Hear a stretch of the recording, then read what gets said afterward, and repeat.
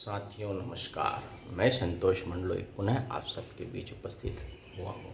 प्रिय साथियों, जीवन यात्रा के दौरान हमें बहुत सारे ऐसे अनुभव और व्यवहारिक बातों से अवगत होना पड़ता है जब वो हमारे सामने आती है। इसके पहले हम कोई अनुमान नहीं लगा सकते, न कोई पहले हम उसका गैस कर सकते हैं। और ये तभी होता है जब हम उस परिस्थिति से आमने सामने होते हैं। ऐसा ही हमारे अंदर जो शक्ति है उस शक्ति का भी है।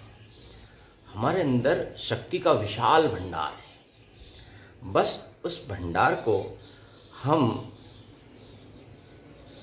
जागृत करना चाहते हैं, उस तक पहुंचना चाहते हैं, उस भंडार का दरवाज़ा खोलना चाहते हैं, उस भंडार की चाबी ढूंढना चाहते हैं। और जिस दिन आपको उस भंडार की, उस ऊर्जा स्रोत की, उस खजाने की, उस दिव्य शक्ति की चाबी मिल जाएगी, उस दिन आप जो है बहुत ही महत्वपूर्ण हो जाएंगे और बहुत ही परिपूर्ण हो जाएंगे। और वो चाबी हमें कैसे प्राप्त होती है और हमें उस दिव्य ऊर्जा स्रोत को कैसे प्राप्त करना है, उस खजाने तक कैसे पहुंचना है, ये चीज़ें बारी बारी से हमारे बातों के अंदर, हमारे व्यवहार के अंदर, हमारे अनुभव के अंदर आती है। और उसको प्राप्त करने के लिए प्रिय साथियों, यदि आप छोटे छोटे वीडियोस देखते हैं मेरे, तो उसमें बहुत सारे ऐसे चाबी प्राप्त करने के रास्ते हैं, वो ऐसे तरीके हैं जिससे हम हमारे ऊर्जा स्रोत भंडार को अपने अंदर ही खोज सकते हैं और अंदर से ही जो है हम उसे जागृत कर सकते हैं।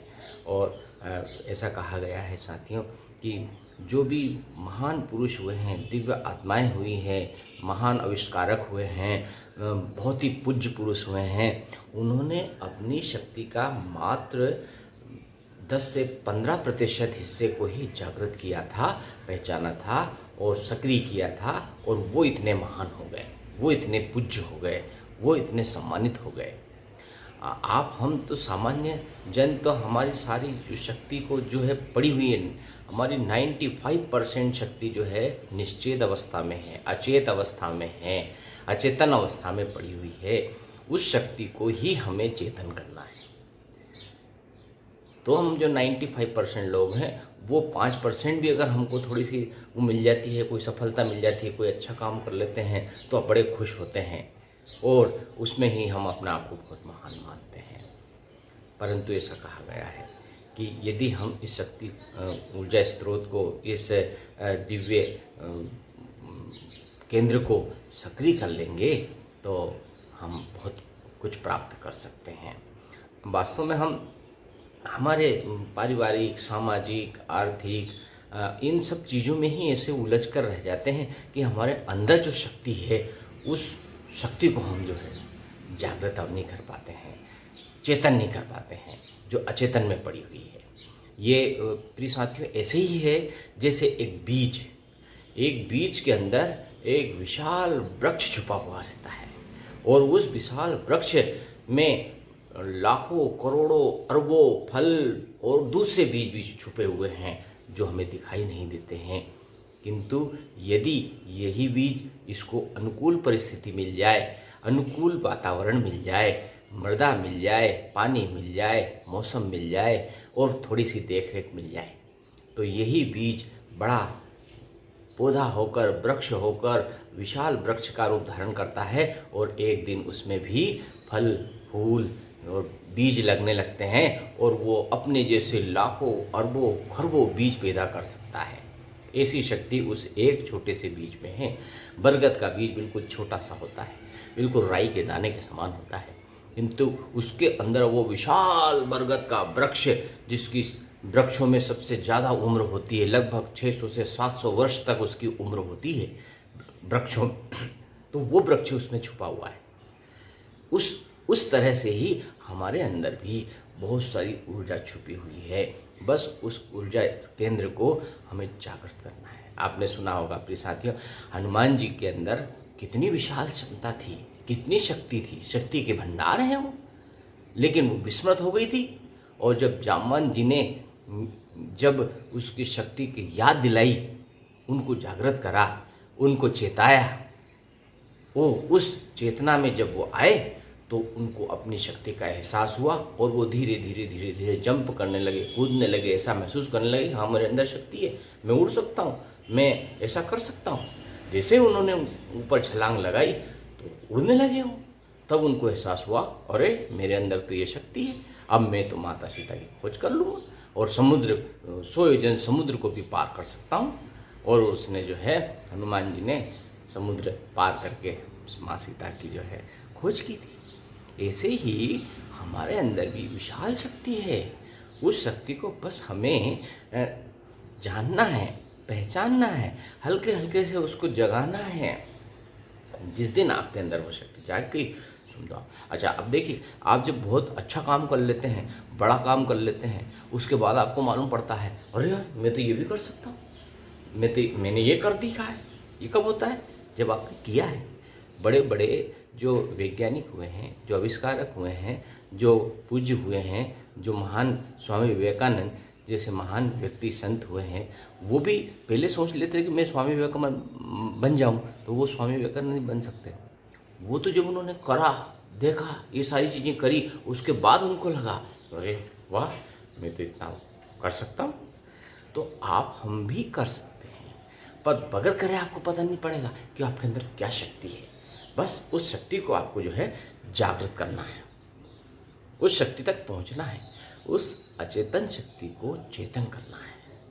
और उस चेतना को प्राप्त करने के लिए आपको बहुत घोर परिश्रम, बहुत मेहनत, बहुत जंगलों में जाकर के तपस्या करने की आवश्यकता नहीं है साथियों। बस यही बात है, यही चीज़ मैं अपने आप को जो है प्रैक्टिकल करके, अनुभव करके देखना चाहता हूँ, और देखा है मैंने।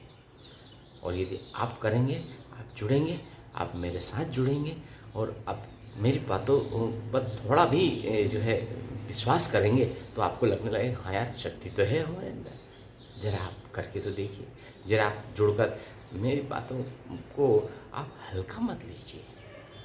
आप हल्का लेंगे तो आप हल्के रहेंगे, और इसको जो है भारी समझ करके लेंगे तो आपके अंदर भार आएगा। आप अपने आप को ताकतवर समझेंगे, आपकी वाणी में वजन आएगा, आपकी बातों में वजन आएगा, और आपकी बातों को सुनेंगे, आप मानेंगे। तो इसके लिए जो है प्रिय साथियों, आपको मेरे छोटे छोटे वीडियोज़ भी देखने पड़ेंगे, और मेरे संपर्क में भी आपको आना पड़ेगा। इसके लिए कोई बहुत साधु सन्यासी, बहुत आडंबर ये काम भी नहीं है, इसमें भी कुछ नहीं करना है। बस अपने को किस प्रक्रिया से अपनी दैनिक दिनचर्या को निर्धारित करना है, ये करना है। और जिस दिन आप इस भंडार के पास पहुंच जाएंगे, इस ऊर्जा के स्रोत के पास पहुंच जाएंगे, इस ऊर्जा के कुंड के पास पहुंच जाएंगे, और इस ऊर्जा कुंड के पास से एकाध जल लहर भी आपके पास आ गई, उस लहर में आप जो है संभल गए, उस लहर में आपको जो है तैरना आ गया, तो समझो आप जो है बहुत उस कुंड में जो है स्नान करेंगे और रसपान करेंगे। ऐसा मेरा अपना मानना है। आप जुड़िए तो सही, आप समझिए तो सही। तो प्रिय साथियों, इस ऊर्जा कुंड तक पहुंचाने का काम मुझे करना है बस। उसके बाद तो आप खुद अपना आप रसपान। देखा होगा आपने, हम किसी भी व्यक्ति को उसके वहाँ तक पहुँचाते हैं, गंतव्य तक पहुँचाते हैं, है ना। बस स्टैंड तक पहुँचाते, बस में बैठना, यात्रा करना उसका काम है ना। बहुत सारे पशुओं को भी जो है हम पानी के स्रोत के पास पहुँचा देते हैं। अब पीना नहीं पीना उसके ऊपर है। यदि उसको प्यास लगी है, तीव्र प्यास लगी है, तो वो ज़रूर उस जल स्रोत के पास जाकर के जल पिएगा। तो आप उसी तरह से आपको जिस दिन प्यास लग जाएगी, उस प्यास को बुझाने की काम जो है ज़रूर आपको करना चाहिए। मैं तो उस तक पहुँचाने का काम करूँगा बस, क्योंकि जीवन यात्रा बहुत आनंदपूर्वक जीने का जो है विचार रखता हूँ मैं। भाई कोई सी बहुत विपरीत परिस्थिति, कठिन परिस्थिति, ऐसी परिस्थितियाँ बनती बिगड़ती रहती है, उसमें हमको धैर्य से काम करना है। और जिस दिन आप ये समझ जाएंगे कि अरे मैंने इतनी जैसे हमको अच्छा काम करने में खुशी मिलती है, ऐसा यदि कोई विपरीत परिस्थिति, कोई कठिन परिस्थिति, कोई घटना दुर्घटना हो गई, उसमें अपने आप को आपने संभाल लिया, नियंत्रित कर लिया और उस परिस्थिति से निपट गए, उसके बाद आप अगर चिंतन करेंगे, विचार करेंगे कि और बाप रे इतना बड़ा संकट था यार, और कितना अच्छा आसानी से टल गया, है ना, मैंने अपने आप में कितना धैर्य रखा। बस यही ऐसे बिंदु हैं जो हमारे धैर्य को बढ़ाते हैं, हमारे आत्मविश्वास को जगाते हैं और हम आगे उन्नति की ओर अग्रसर होते रहते हैं। तो प्रिय साथियों, आप मेरी जीवन यात्रा के साथ जुड़िए, समझिए, और यदि मेरी बातों में दम हो, यदि मेरी बातें अच्छी लगे तो आप ज़रूर इसको सब्सक्राइब करिए, इसको लाइक करिए, शेयर करिए और अपने अनुभव दूसरों को भी बांटिए। खुद मत रखिए, जितना आप बांटेंगे उतना बढ़ेगा। विद्या रूपी ज्ञान बांटने से बढ़ता है, रखने से नहीं होता है, संग्रह करने से खराब होता है।